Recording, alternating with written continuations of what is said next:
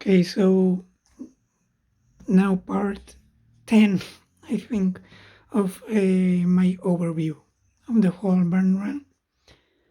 And this issue is a highlight, but not a highlight. This begins a new era because there's no Ben Grimm anymore. There's a new fourth member who will be. Who will it be? And it is a highlight, this issue, but not because of the revelation, because of this story, the house that Reed built.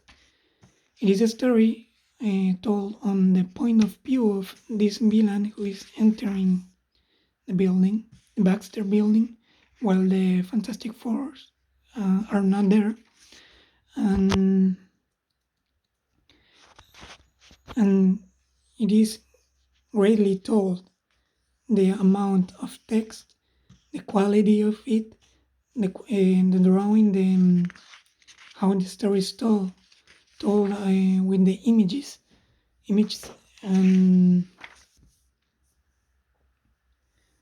and well, then the building can save itself. It doesn't need the Fantastic Four, and it is just 11 pages. This feels really modern. I mean, the drawing is, and the coloring is obviously uh, of the 80s, but the storytelling, this could be published today. It is remarkable. Now we go back to the main story, heroes on Earth, and all gathering, and whoosh, our heroes from return from the barren world of on Secret Wars. And we got a new character using the FF logo, and that is She-Hulk. And one says like, oh great, She-Hulk is joining the team. Not really, not immediately, because Sue is suffering from his pregnancy and cosmic rays that give them powers, and they have to rush to the hospital, and it will be to be continued. Next issue, we have She-Hulk worrying about not being really relevant or part of the team, and one says, sure, now, well, told us a story, um, tell us a story about how she contributes to this team and the dynamics. Now, and they will use Alicia to tell She-Hulk. Sue is the focus on this arc. Sue is the focus on this arc, and Alicia tells a story. Sorry, tells story about to Jen about how Sue is stronger than it seems, and that she can her take care of herself really pretty well. Um, I mean, it's great in an issue showing that Sue Storm is it's badass, but besides that, he is just stretching this plot line. Dr. Octopus, they will need his help because I don't know, he knows about radiation or something. Again, She-Hulk thinking about what has happened, and they go to Dr. Octopus. I mean, it's great that he's like in therapy and being cured, but there's some foreshadowing that maybe he isn't. And well, the arms aren't good. Dr. Octopus comes back and fights, and whatever. It's not important because Sue lost the baby abortion on a Marvel comic from the 80s with the comic code. I really like this. I really like this page, all black and just that image. It's a really strong page. Now we have Sue like not in a good condition, fighting with Doctor Octopus. Some recap about Jennifer Walters' origin story. um, the subplot of the suburban life, like this neighbor is really annoying.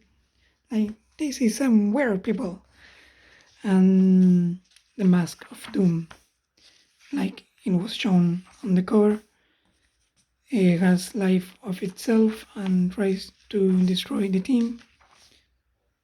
They get what they needed from the Baxter building and defeated the Mask.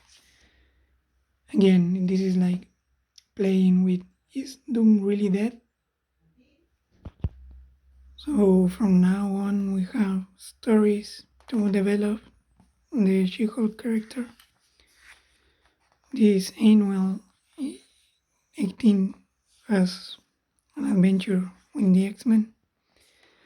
It is standard action issue. Adventure, superhero comics adventure.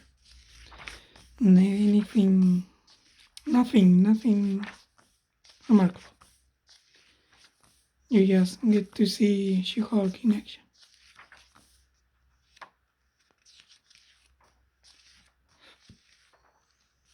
Some funny bits.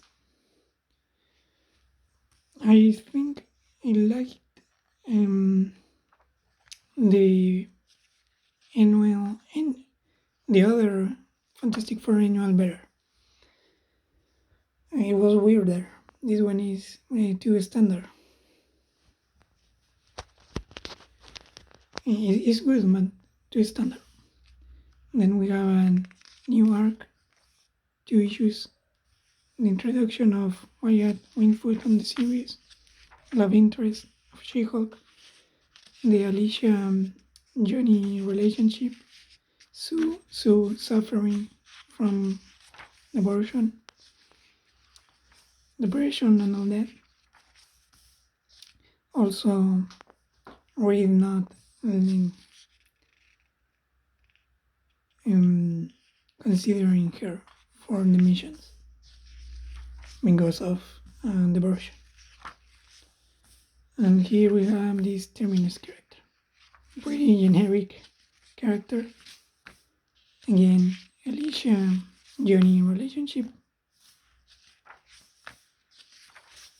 more Sue suffering, new suits,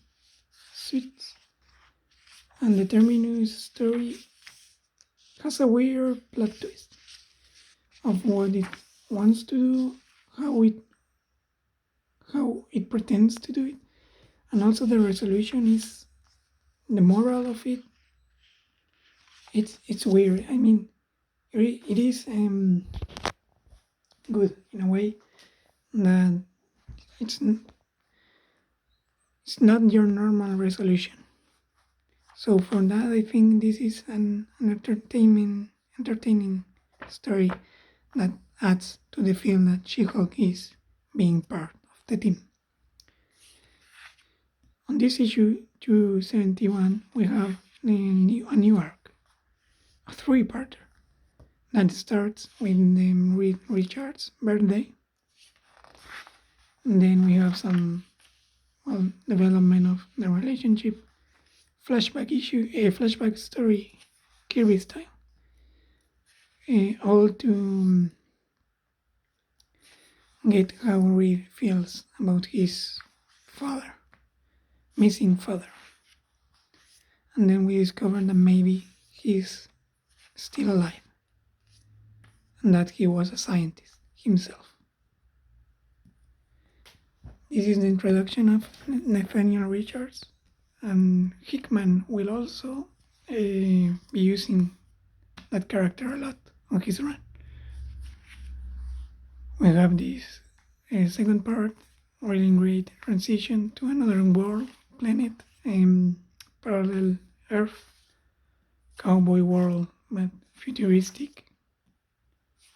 We have action, and there's a warlord, and this warlord, it is named Richards also.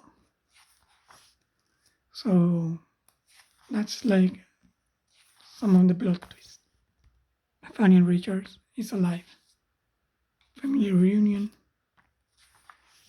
And again, the resolution. It is pretty action-packed, and there's this great add to the character and development of Reed and his relationship with his father. Great use of negative space. It is a great arc, one of the good ones of this era run. This one I didn't like. It is a thing issue again. He is traveling through Byrne world, encounters with Dracula, and also more monsters. It's not really Mommy's Frankenstein. It's really not that interesting. But what annoys me is that the story is concluded on the Fantastic Four series. One would say, hey, the Ben is returning to Earth. And it's not that. We have some slice of life scenes and Reed asking himself, what is Ben up to on that planet? And then it is shown what was happening on the previous issue of The Thing. And this is the end of the story on that series.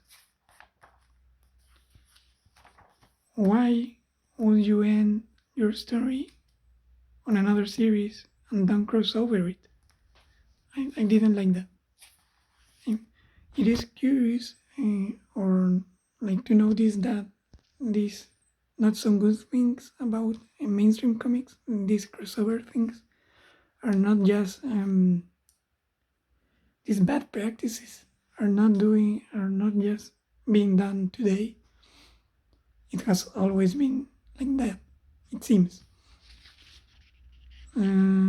This Spider-Man also, again, like an epilogue setting up a Spider-Man story for the Spider-Man series, and not this one.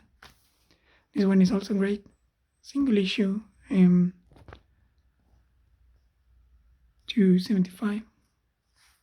She-Hulk. She's been photographed by some journalist. Great splash page. It is a fun story, action, comedy, all that. I really like it, and that's to the She-Hulk character and what Byrne will do after on her own series.